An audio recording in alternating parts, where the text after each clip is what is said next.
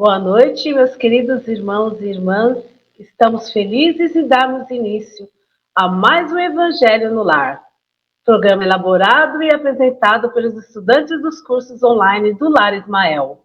Sejam todos bem-vindos. Jesus possa envolver a cada um de vocês em seus lares em muita luz, paz e alegria.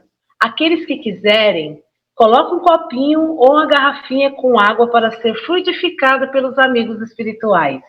Dando início ao Evangelho de hoje, vamos convidar nosso querido irmão Irandir, que fará a leitura de harmonização e prece inicial.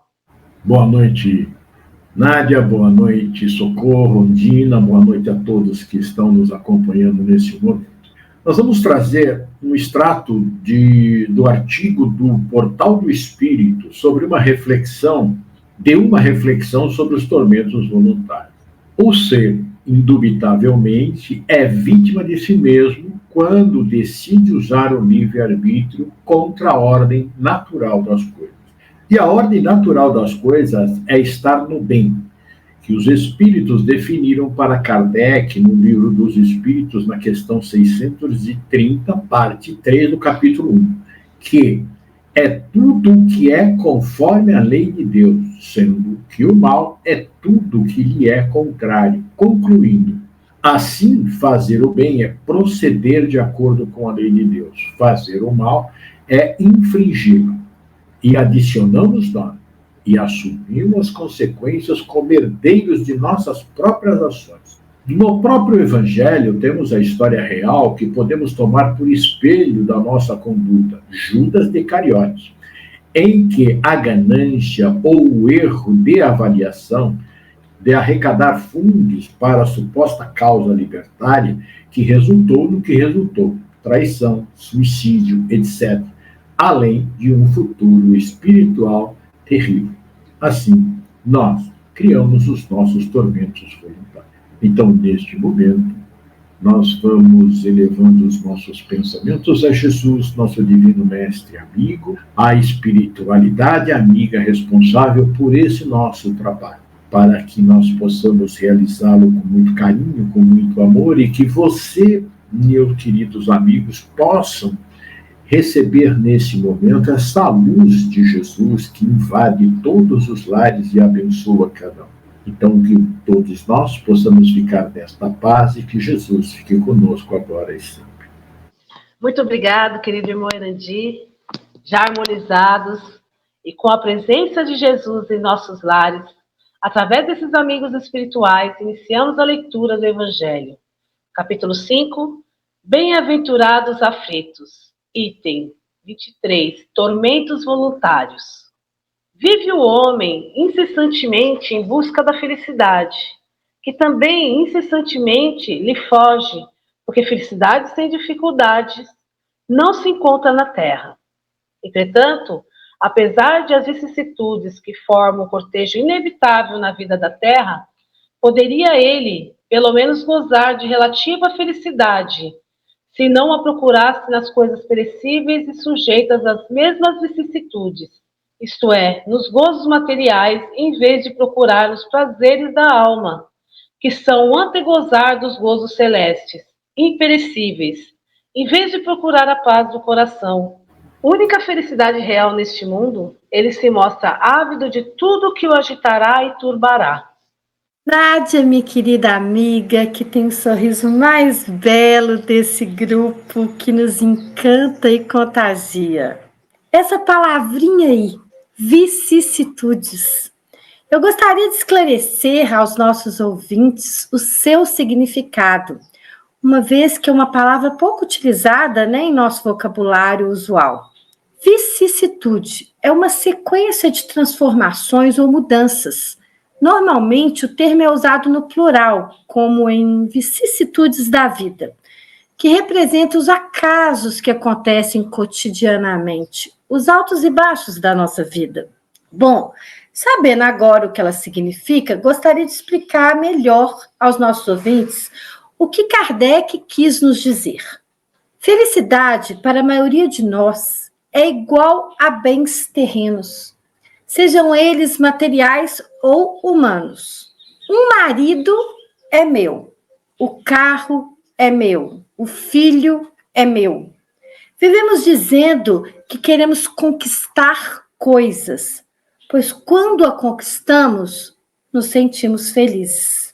Mas como já dissemos antes, a felicidade não é deste mundo e não está nas coisas deste mundo. Então, quando acontece alguma coisa com algo ou alguém que achamos que é nosso, descobrimos como é difícil se manter feliz. Seja uma doença com alguém que amamos, ou uma traição do parceiro, um furto de um bem, como por exemplo um carro. Logo nos sentimos injustiçados e infelizes. Mas esses aí vão e vêm na vida terrena. Existem e sempre irão existir, pois é através deles que aprendemos a ter paciência, tolerância, amor ao próximo, não é mesmo? São essas as vicissitudes que nos ensinam que a felicidade na Terra é perene e não dura por muito tempo. Portanto, meus amigos, repito o que Jesus nos ensinou: a felicidade não é deste mundo. Não a busquem nas coisas terrenas, pois estas se acabarão. Procurem-nas nos bens espirituais. Busquem a paz interior através da caridade. Façam o bem sem olhar a quem. Ame o seu próximo como a ti mesmo. E logo viverás em um mundo sem essas vicissitudes da vida. Pois é, Ondina e queridos ouvintes, dentro desse tema tão importante para todos nós, que precisamos entender que criamos os tormentos voluntários, eu quero falar sobre os prazeres da alma. Porque esses prazeres vão nos distanciar dos tormentos quando trabalhamos eles em nós. Eu fui buscar uma orientação e encontrei os prazeres da alma, analisado pelo Espírito Hamed, pelo médium Francisco do Espírito Santo Neto. E ele diz: nossa maior fonte de desprazer ou insatisfação é acreditar que os recursos de que necessitamos para bem viver estão fora de nós. Os bens de que precisamos estão dentro de nós, visto que cada ser humano é um livro sagrado ou uma biblioteca viva de conhecimentos imortais. Foram objetos de estudos potenciais humanos, ou seja, os prazeres da alma, que são sabedoria, alegria, afetividade, coragem, conhecimento, lucidez, compreensão, amor, respeito, liberdade, desapego, compaixão, individualidade, perdão e outros tantos. Uma definição que eu achei assim maravilhosa, muito completa, né? Isso para nos tirar desses tormentos que nós vamos criando sempre. Então vejamos, meus irmãos, olha como Deus é a infinita misericórdia, a bondade e inteligência suprema. Ele coloca dentro de nós tudo o que precisamos para viver bem e sermos felizes. Quando fazemos uma reflexão sobre esses prazeres, hoje eu vejo e sinto claramente que os verdadeiros gozos são os que elevam o espírito, pois os gozos materiais dão trabalho e criam desgaste para o corpo. Eles nos cansam. Observe, você trabalha a semana inteira pensando no fim de semana. Seu foco está na praia, no churrasco, na bebida e etc. Por 2 dias apenas. Analise. Tem que fazer os preparativos, comprar o que vai levar, fazer uma viagem, às vezes, até o local onde você vai, seja campo ou praia, né? Mas aí observe os efeitos desse fim de semana. Ele é desgastante. Mesmo assim, nós necessitamos, né? Mas o grande problema, nós comemos muito, bebemos muito, nos aborrecemos com o trânsito, com uma ou outra pessoa.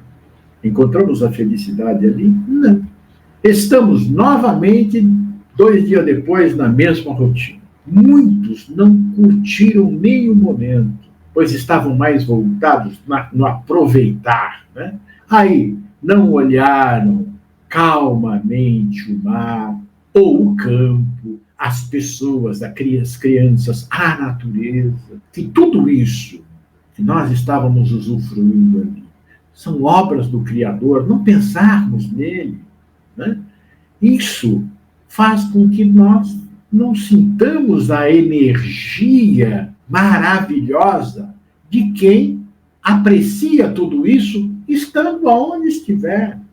Então, dá para perceber que teremos prazer na alma quando nós nos voltamos para dentro de nós, como disse o Hamed.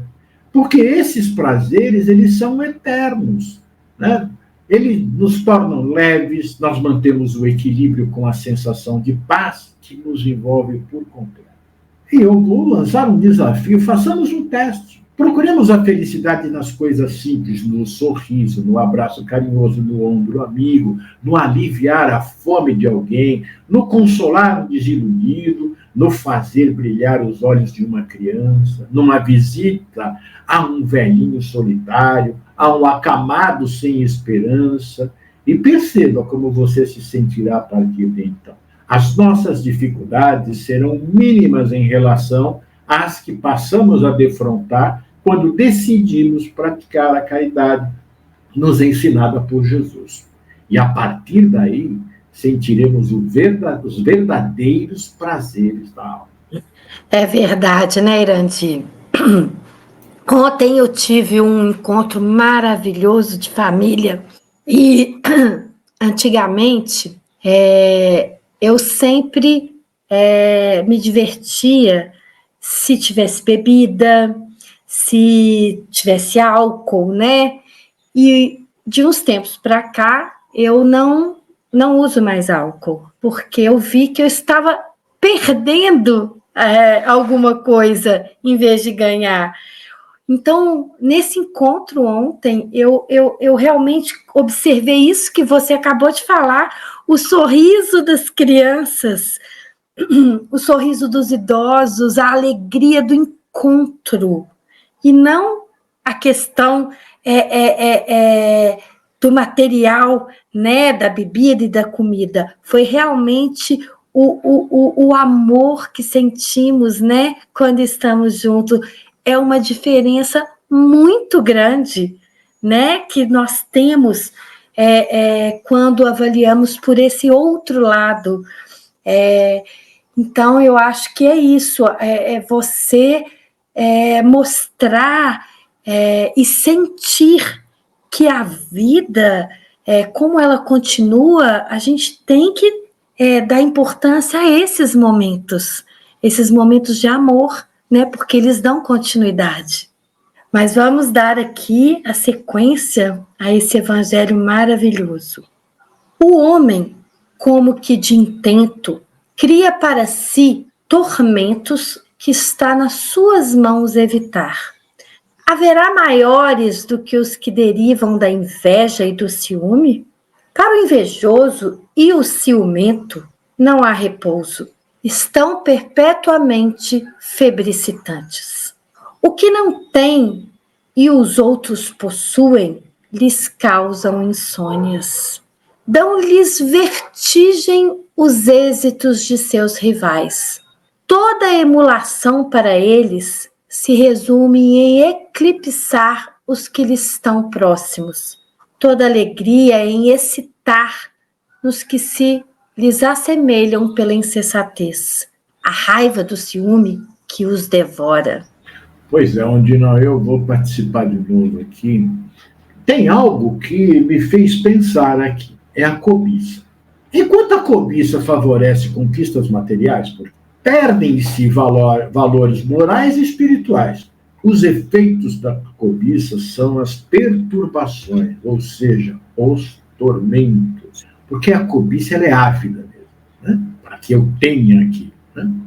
E eu fui buscar, e na Bíblia encontramos advertência em várias partes. Vejam como Deus nos cercou de tudo que é bom para que nós não criemos esse tal de tormento voluntário, para que nós sigamos o verdadeiro caminho.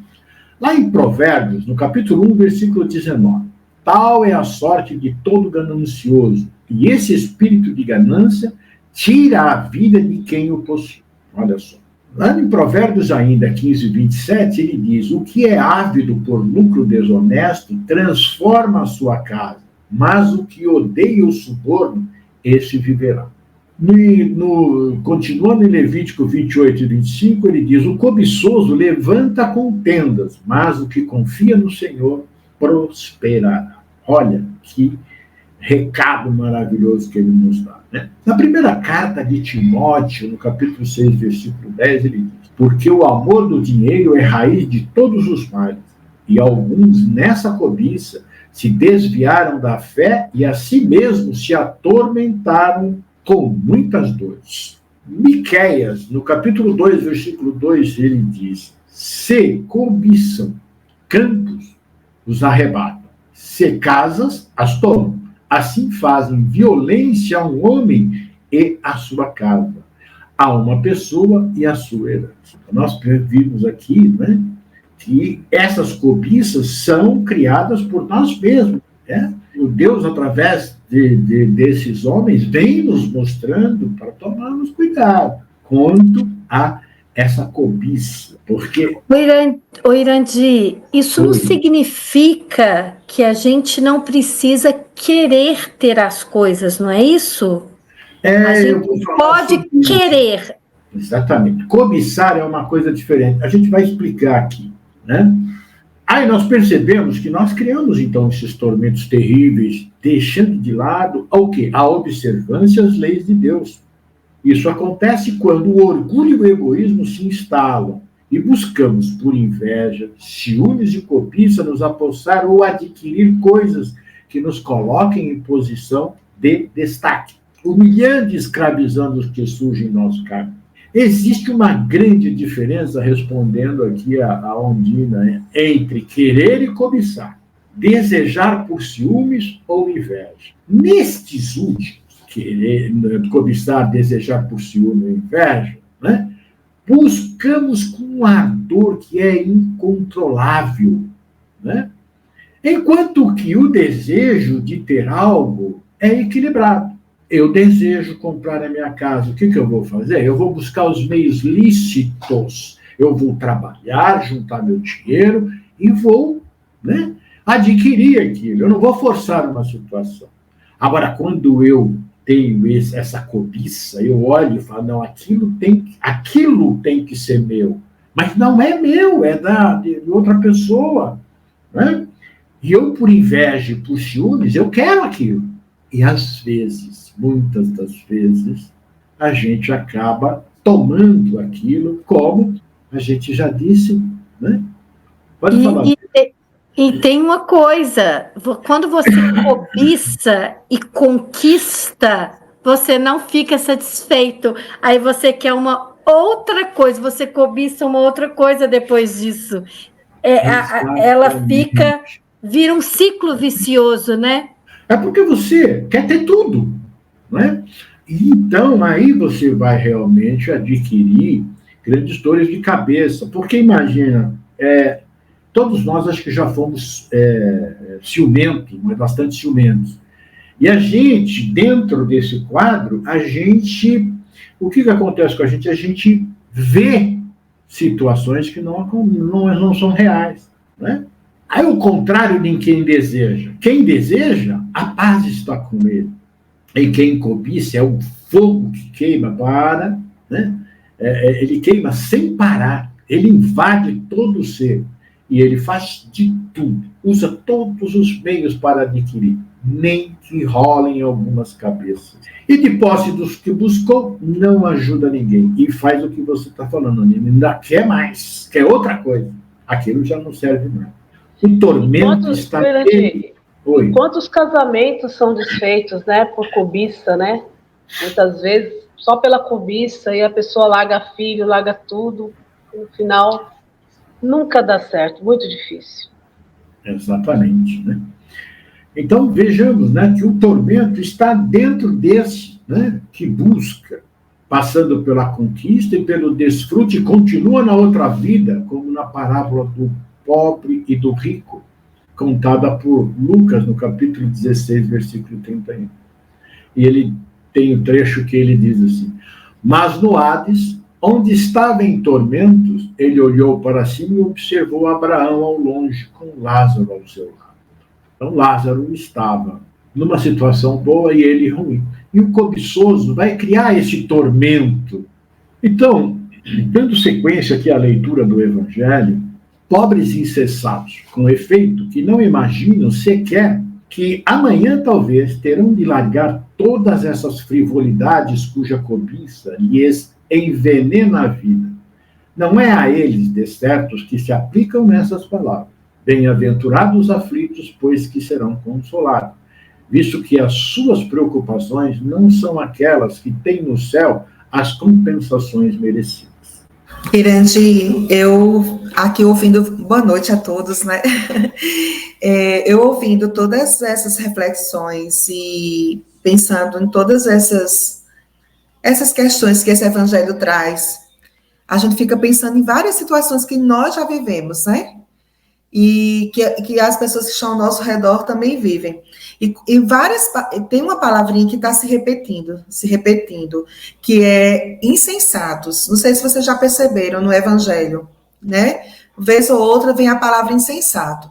E eu fiquei, né, com isso, assim, vou pensar mais sobre isso, vou orar mais sobre isso. E aqui, nesse momento, nesse trecho, ele diz assim, pobres insensatos, né? O que será? Por que será que ele está trazendo isso tão forte? Pobres insensatos. Então, pensando sobre isso, uma pessoa insensata significa que não pensa direito, né? É imprudente. Em outras palavras, é uma pessoa que ignora as instruções, sabe o que é certo e é imprudente. E muitas das vezes, a gente é aconselhado, não faça isso, né? Vá por aqui, nós somos instruídos, não só pelas pessoas que amam a gente, como nossa família, mas também o tempo todo Deus nos mostra isso na sua palavra. Instrui, orienta, vá por aqui, e a gente sabe o caminho certo. Mas mesmo assim escolhemos o caminho errado. O que gera com isso, né? Muito prejuízo, péssimas consequências, como vocês bem falaram já. Então, quando entendemos a partir da doutrina, dessa doutrina consoladora, que somos espíritos imortais e que quando formos chamados para a pátria espiritual, a gente não vai levar nada de material em si. A gente não vai levar carro, a gente não vai levar o dinheiro que está na poupança, a gente não vai levar as roupas de marca que está no guarda-roupa, né? Não vai levar nada do ponto de vista material, mas vamos levar, sim, tudo que construímos de bem na nossa jornada, principalmente na nossa reencarnação atual. Então, entendemos que todos esses sentimentos que estamos falando aqui, cobiça, inveja, orgulho, não nos ajudam em nada nesse caminho, nesse processo. E é importante... Socorro, nem o marido e o filho, né? Porque a gente não sabe para onde que eles vão, né? Então eu fico pensando, a gente brigou tanto para ter aquela pessoa, ela é minha, e a gente não leva ela também, não. Aí a gente vê, às vezes, um casamento, Nádia também trouxe isso, um casamento de muitos anos, por conta de uma situação, né, bem estressante, se separam e vão brigar pela casa, né? Vão brigar por algumas questões materiais e esquecem o que foi importante naquela união, né? Aquele amor, aquela construção de tantos anos, né? Então, sobre isso, Ondina, é importante a gente pensar sobre a educação atual. Precisamos entender o que é que a gente está passando para os jovens e para as crianças. E entender esse processo educativo, esse processo de aprendizagem é muito importante, principalmente que valores nós estamos construindo com eles, essas crianças e esses jovens. E a gente percebe as famílias adoecidas, né? Que começam a perder o sentido desses valores. E são valores importantes para toda a existência. Então, a gente precisa pensar sobre isso. Então, por exemplo, hoje, com a tecnologia, a tecnologia, muitas coisas diferentes.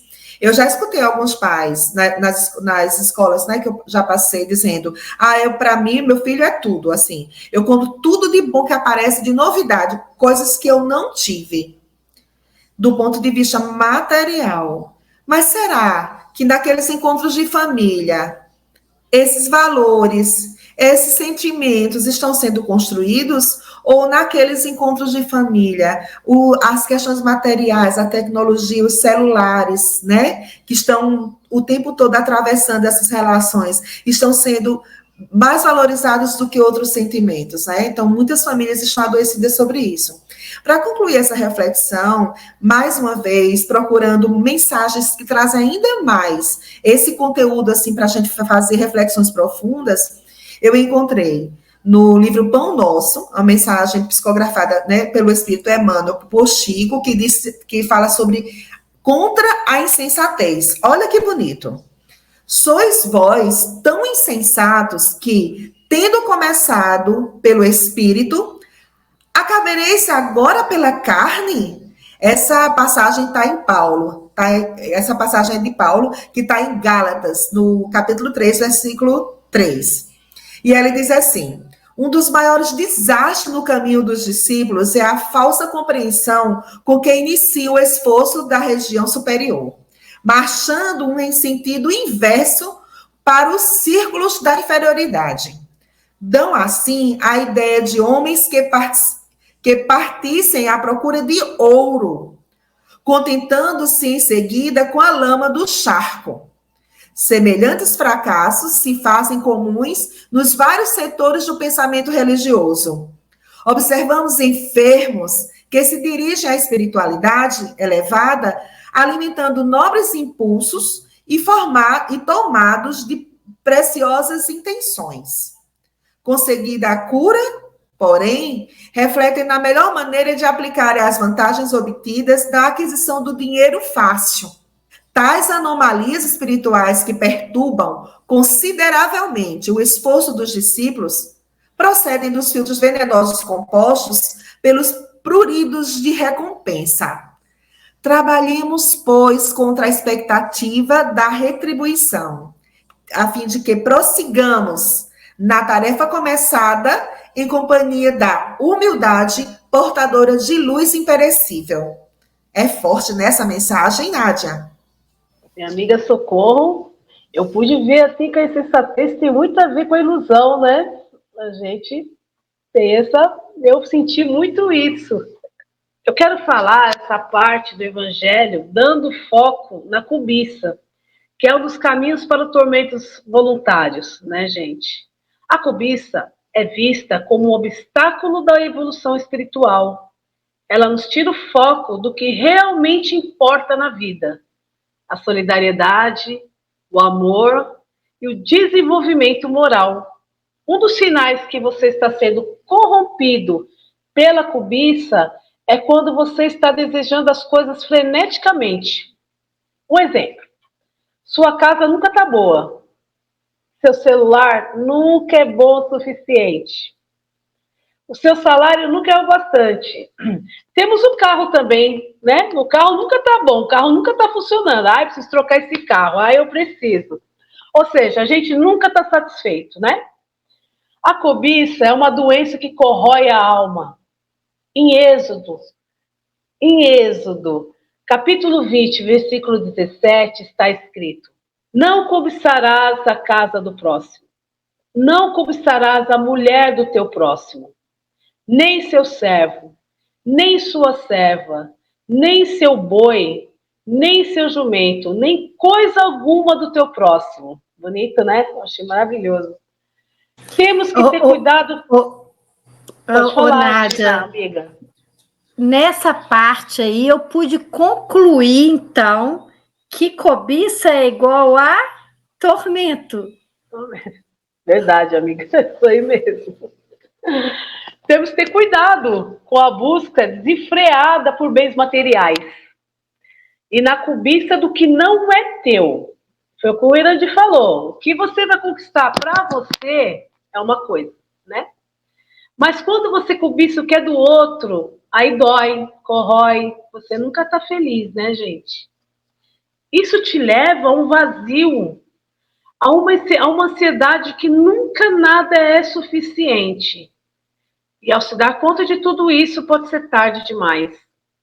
Saiba que a verdadeira riqueza está nas experiências vividas, nas amizades sinceras, na paz de espírito. Eu tenho uma frase muito bonita que há o suficiente no mundo para todas as necessidades humanas. Não há o suficiente para a cobiça humana. Mahatma Gandhi. Eita, hoje, hein, tá todo mundo inspirado com frases e reflexões, assim, né, que fazem aprofundar ainda mais esse conteúdo. Então, vamos concluir agora a leitura do nosso evangelho. Que tormentos, ao contrário, se poupa aquele que sabe contentar-se com o que tem, que nota sem inveja o que não possui, que não procura parecer mais do que é. Esse é sempre rico, porquanto se olha para baixo de si e não para cima. Vê sempre criaturas que têm menos do que ele. É calmo, porque não cria para si necessidades utópicas. E não será uma felicidade a calma em meio das tempestades da vida? Essa mensagem é de Fenelon, Lyon, 1860. Então, Socorro, outro dia eu ouvi algo muito real. Sempre tem alguém mais pobre do que você e que te considera rico. O nosso problema consiste em não nos contentarmos com o que temos. E é preciso sempre mais e mais, criando assim grandes dificuldades para a nossa vida. Eu li também algo que acalmou o meu coração outro dia. Ele diz, a frase é, rico é o que tem menos necessidades. Esse trecho, né, do texto diz a mesma coisa em outras palavras. Esse texto do Evangelho que a Socorro acabou de ler, ele diz a mesma coisa. Rico é o que tem menos necessidade, e quando, se nós formos observar, é exatamente isso, né? Então, nós precisamos refletir sobre esse Evangelho de hoje. Para que tanta correria? Para que tanta aflição? Tanto tormento por bens perecíveis? Nós precisamos sorrir mais, abraçar mais, desejar menos, sentir satisfação pelo que temos e fazer um esforço para repartir o pouco ou muito que tivermos com aqueles que têm menos do que nós. Vamos nos contentar com nossa vida. Isso não significa que não vamos buscar o conforto, o poder, o dinheiro, o melhor trabalho, o melhor carro, a melhor casa. Não. Só não vamos dar mais valores do que aos bens imperecíveis que são bondade, honestidade, serenidade, humildade, paciência, dentre tantos. Porque esses nós vamos levar daqui quando nós partirmos. E queiramos ou não, todos nós diremos quais os bens estaremos levando, hein? Então, Nádia. Bem, meus irmãos, chegamos ao final do nosso evangelho e foi muito esclarecedor. Vou pedir à nossa irmã Socorro que faça a prece final e a fluidificação das águas. Vamos continuar com esse sentimento de paz, sempre conectado com a espiritualidade. Senhor Jesus, espiritualidade amiga, gratidão por esse evangelho de hoje. Gratidão por entender cada vez mais o que realmente importa. Possamos dar continuidade cada vez mais a essas instruções, a essas orientações. Que possamos ser menos insensatos, que possamos ser menos impulsivos nessa caminhada.